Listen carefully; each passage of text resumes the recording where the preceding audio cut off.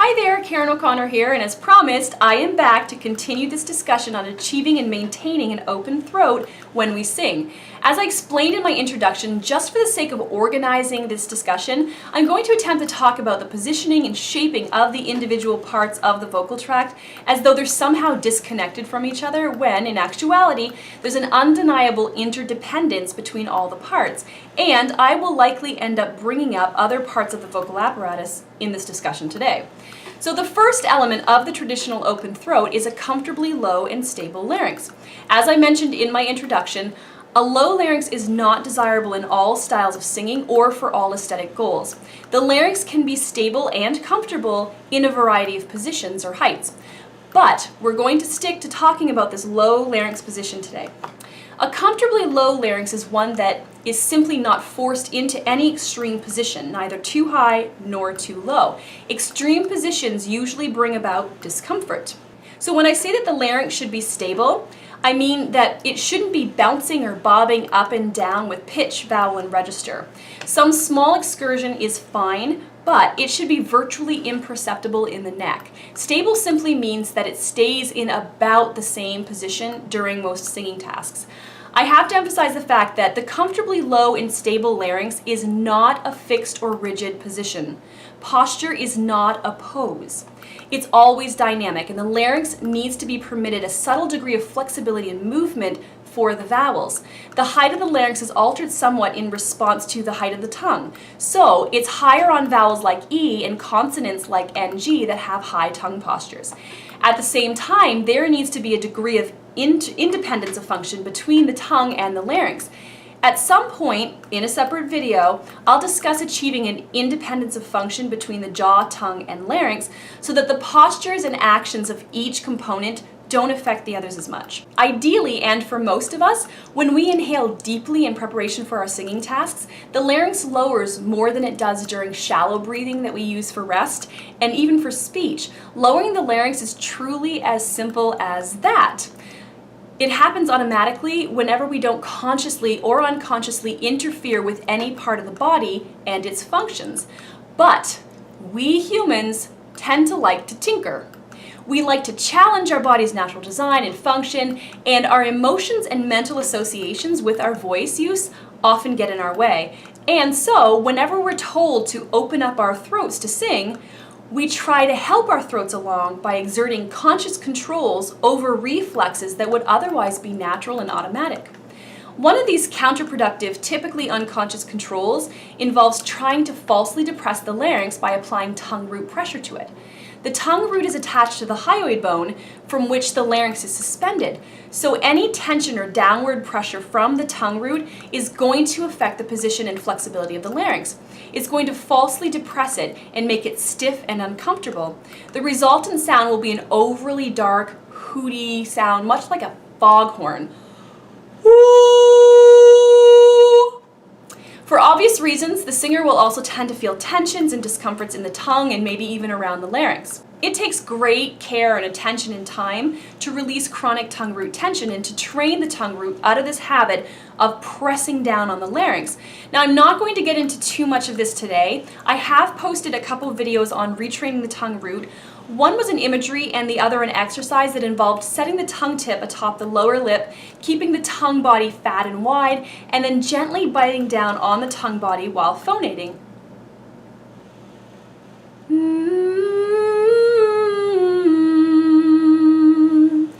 And this will help prevent the tongue from pulling back and pressing downward. We also need to change our mental concept of tone and develop a new kinesthesia, a sense of what feels right when we're forming our vowels. This tongue root develops muscle memory, and we need to build a more productive muscle memory for it. Oftentimes, singers apply downward tongue pressure in order to counter the tendency to engage the swallow reflex.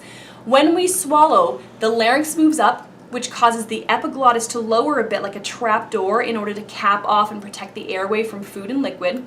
The pharynx narrows and the tongue retracts and rises while the floor of the mouth also rises.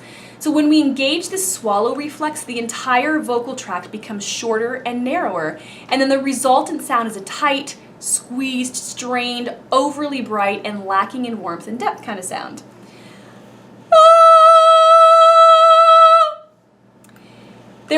course, varying degrees of the swallow reflex, so not all sound quite as tight and squeezed or feel that way. And there are a lot of methods aimed at deactivating the swallow reflex, including some pretty extreme methods, such as sliding the index finger along the tongue until the tongue root itself is reached and the individual no longer has a gag reflex response. But I believe that there are less intrusive ways of deactivating this particular reflex. So when we're trying to stabilize the larynx in a lower position, we should never, ever manually manipulate it by holding it or pushing it down with our hands. Not only is this likely to cause bruising, but it won't train the laryngeal musculature to assume this position on its own without external force being applied. It's not the right way or the safest way to train the larynx into a lower position. It's fine to manually, externally monitor the height of the larynx using a gentle touch, but please don't push downward on the thyroid cartilage. That's the shield-shaped structure at the front, the Adam's apple, that protects the larynx from external injuries. So we want to gently coax the larynx down over time. Many speakers and singers use their voices with a high larynx and tensed or narrowed pharynx. And this means that there are constrictor muscles within the throat that are constantly active when they're using their voices and often when they inhale. So to try to force the larynx to assume a low posture while these supralaryngeal swallow muscles are simultaneously tugging up on it is a recipe for increased tensions and injury. Likewise, to try to force the larynx low by over-engaging the infrahyoid muscles that lower the hyoid bone and the larynx along with it during deep inhalation and yawning can be equally injurious and lead to pain either beneath the hyoid bone or beneath the larynx. If we pit these two antagonistic muscle groups against each other, the suprahyoid muscles, the swallow muscles, which are stronger on account of their being used all day long, will likely always win that tug of war. The open throat posture begins before we sing. It begins as we inhale deeply in preparation for our singing tasks. If you have severely and chronically constricted or tensed throat muscles, then you may need to simply practice inhaling deeply for a while to release those muscles and constrictor tensions. Not phonating, singing, may seem counterintuitive and unproductive when all you want to do is improve your singing voice, but I assure you that you'll make better progress this way, because if you reintroduce phonation too soon, before you're able to successfully and consistently release those constrictor tensions during inhalation, your throat will just keep assuming its habitually closed posture, and you're merely going to reinforce those same constricting behaviors of your throat muscles. Restructure the voice in silence first. I've discussed this concept of restructuring the voice in silence a little bit more fully in a previous video. As we inhale deeply, and let's do this for now through the mouth so that the soft palate is simultaneously trained to elevate, the larynx ideally lowers and the pharynx is widened. As we do this, we're going to get a slight lift of the zygomatic muscles that lift the cheeks up under the eyes. Now this isn't a smile, it's the difference between this and this. All right, you see that's very, very subtle. Now I'll talk more about this lift in part 3 of the series. So this is the easy part for most singers. Most of us can achieve a nicely open throat posture with a comfortably low larynx when we inhale in a relaxed, quiet manner. The trickier part, though, is maintaining that openness after we inhale while we're phonating. And this is where I find that the concept of inhalare la voce, to inhale the voice, to be particularly effective. I'll go into greater detail on this concept in a separate video, but essentially with inhalare la voce, we're singing on the gesture of inhalation, or singing as if we're still inhaling. And this includes two components. The first involves maintaining the posture of deep inhalation within the throat. You can almost think of this as taking a nice low breath and then putting that open throat posture on pause, pressing the pause button. The second component involves maintaining the appoggio, maintaining for as long as is both possible and comfortable a lateral expansion around the lower ribs and epigastric area. That's the section of the abdominal wall that is between the bottom of the sternum, the breastbone, and the navel, the belly button, which keeps the subglottal pressure levels lower and helps to prevent everything in the throat from shutting or clamping down in order to be gatekeepers for that exiting breath. One of the major causes of faulty laryngeal posturing is poor management of the breath, which often comes about in response to faulty concepts of what effective support of the singing tone entails. Appoggio is one of the many Italian terms that has been adopted and used by teachers who've never studied classical singing, who don't teach classical technique, and who don't actually know what it entails or means. They often incorrectly use it as a synonym for that forceful thrusting inward and upward of the abdominal wall that some people call diaphragmatic breathing or belly breathing, that they advocate, which is the complete opposite of what the traditional Appoggio technique seeks to achieve in terms of subglottal pressure levels, breath pacing, and glottal and resonator responses. Appoggio involves a balancing of the inspiratory and expiratory forces during phonation in order to slow the rise of the diaphragm and keep subglottal pressures lower, and it also encompasses resonance factors. But the Appoggio is another story for another time. So if subglottal pressures are too high, that is, the air pressure that builds up beneath the vocal folds whenever they're together is excessive, it will trigger a few things to happen in the throat. If we draw in too much air, we overfill at the time of inhalation, the larynx will rise and the epiglottis will reflexively come down in order to cap off the airway. If you overfill, you'll feel a sense of pressure inside the trachea, just below the larynx, as though air is filling up your throat.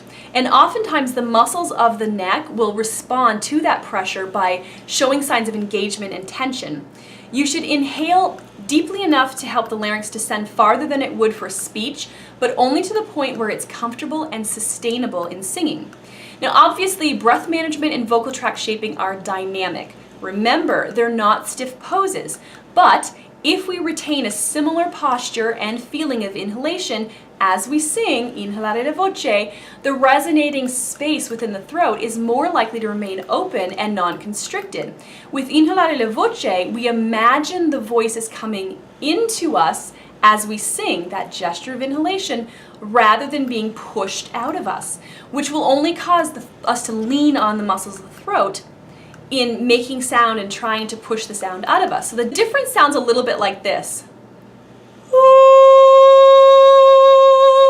as opposed to trying to push the sound out. At some point, I will also discuss body alignment, posture. The alignment of our heads and cervical spines can also affect the larynx's ability to descend properly. If the spine isn't properly aligned, then the shape of the vocal tract is somewhat altered, and that might mean that the larynx won't be suspended in an optimal position to start out with. To keep this simple for today, you can imagine a hook attached to the top of your skull, and there's a string attached to that hook, and it's pulling upwards on your body, pulling your body upwards. And now that's going to make your body feel nice and long and tall, even if you're not very tall like me. It will automatically position the sternum and the rest of the rib cage, and the shoulders will assume sort of an east to west posture, and the ears will be roughly aligned over those shoulders. For most singers, this should create the right conditions for the extrinsic laryngeal musculature to effectively support the larynx. In addition to achieving the feeling of inhalation and using the imagery of the voice as coming into us, we can start thinking more in terms of timbre, rather than attempting to consciously control or manipulate the height of the larynx. Now let's try a little exercise. We're going to sing a warm, rich oo vowel. Now don't use tongue root retraction or pressure on the larynx to falsely darken this vowel. Ooh. Keep the tongue root forward and keep an appropriate curve in the tongue body. You can use the NG position as a pilot for your vowel to get the tongue in a better posture if you like.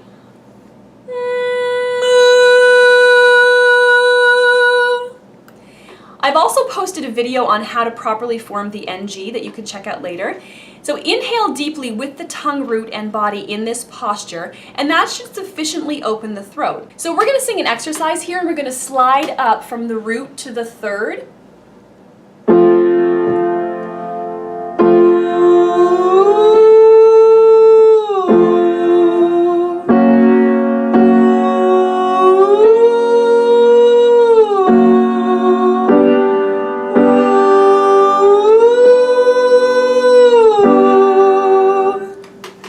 we do this, we want to think of the vocal timbre as being consistent as we slide from that root note to the third. We don't want to hear it brightening and thinning.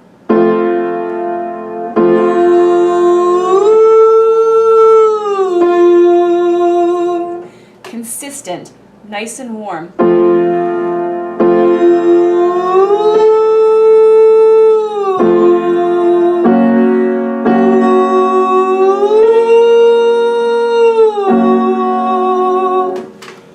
Now this is going to pivot and tilt the larynx as you move higher in the range. I like to use the imagery of the voice as arcing downward as I slide upward.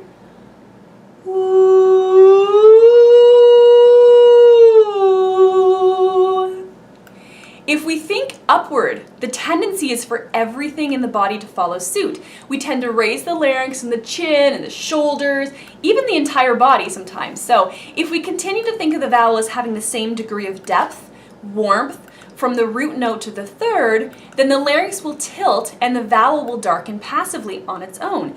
It will become a little bit more ish because the dimensions of the pharyngeal cavity are remaining consistent as we ascend. So if you listen really closely, you're going to hear that the vowel just sort of modifies. I'm not actively trying this. All I'm doing is thinking of keeping that consistency in the timbre, the similar warmth as I slide up. So listen for those top notes and you'll hear that the vowel just passively modifies.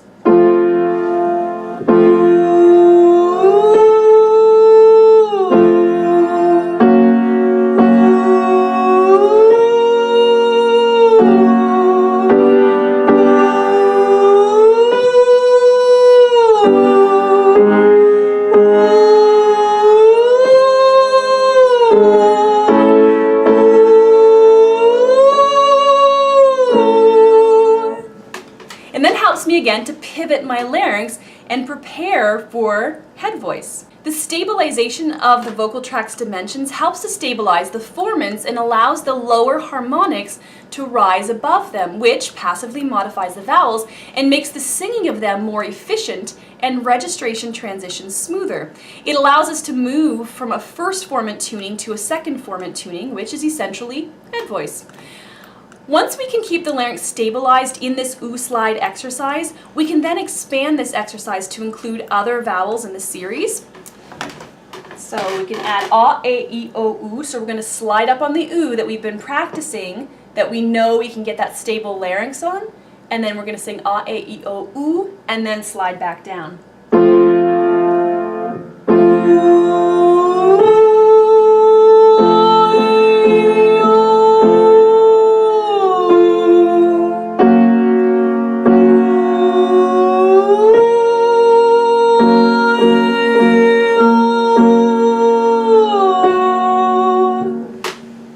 Exercise is also good for achieving a horizontal equalization of our vowels, which is something that I discussed in a previous video. So there are a number of exercises aimed at lowering the larynx. You've probably heard this one before, it's pretty popular.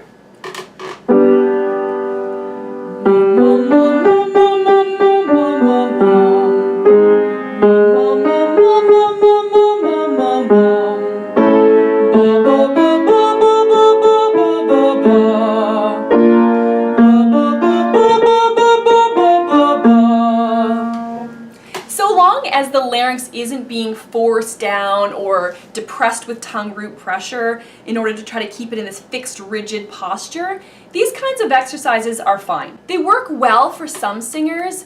I do sometimes use this particular exercise in my studio, but it doesn't usually work well for those students with extreme cases of vocal hyperfunction and very active swallowing reflexes. For those singers, the tug of war between the suprahyoid and infrahyoid muscles, the ones that pull the larynx up and down respectively, is just too much. Like the last exercise, when performing this one, think in terms of maintaining a consistently warm timbre from the bottom of the arpeggio to the top, rather than a low larynx position. And this should help you perform this exercise without strain or an over-darkening of the timbre. And as always, before all of these exercises, reset your posture and recalibrate your vocal tract with every breath renewal so that you're always starting from an optimal external and internal posture when you begin to phonate. Now, some singers do really well by thinking in terms of space within the throat, and this space is achieved in several directions: high, low, front to back, and side to side. For some singers, exercises like a yawn sigh can be really effective at getting the larynx into a comfortably low position, especially for singers with a lot of constriction and hyperfunction. The yawn sigh is used a lot in speech therapy to relieve vocal hyperfunction.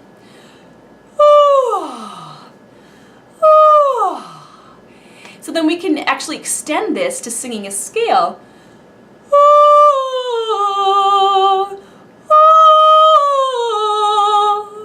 So don't think of this as singing, because that may simply reactivate the swallow reflex. Think of it as a partial yawn. You're yawning into your sound. So you're yawning a little bit into your sound, even if that means that the vocal folds come apart slightly, or you simply have less glottal compression than you're accustomed to. We just have to make sure that we aren't actually assuming a full yawn posture with the tongue flattened and drawn back and the pharyngeal walls overly dilated and firm. And this is why a lot of teachers are not fans of this incipient yawn posture and, by association, the yawn sigh for opening up the throat. I've never found using this yawn sigh approach to be detrimental to singing, but I only tend to use it with those students who have very squeezed throats in the middle and upper parts of the range. When you're preparing for a yawn sigh, it may help to inhale with the ah posture of the tongue when inhaling through the mouth, ah, or the NG posture when you're inhaling through the nose to prevent the tongue from over-flattening and retracting. And again, I've already recorded a video on the NG and how to properly form it. Other singers find that mimicking certain cartoonish voices helps them discover the low larynx and how it feels and how it should be achieved during phonation. It can be heard in voices like Count Dracula, I want to suck your blood. Or you can hear it in Yogi Berra, boo boo boo. You can sing boo boo boo boo boo boo boo boo boo boo. So even if it's hard to transfer this to singing or it sounds ridiculous, it can be kind of fun, and we can trick our throats into opening because we're not focusing on consciously manipulating its shape. Finally, sob quality. Sob quality can be effective at stabilizing the larynx into a good position during singing. I posted a video on sob a while back. Essentially, the singer just achieves a deep, mournful quality in the voice. Because when we sob, the throat naturally assumes an open posture. The larynx lowers and the pharynx dilates. So then we can take this sob quality and transfer it to scales. And I prefer to do a descending pattern because whenever we bring in ascending patterns, we tend to get back into that squeeze reflex and we panic a little bit, maybe even unconsciously, but we're doing it. So go in a descending pattern for this, and I'm just going to do a in the sound.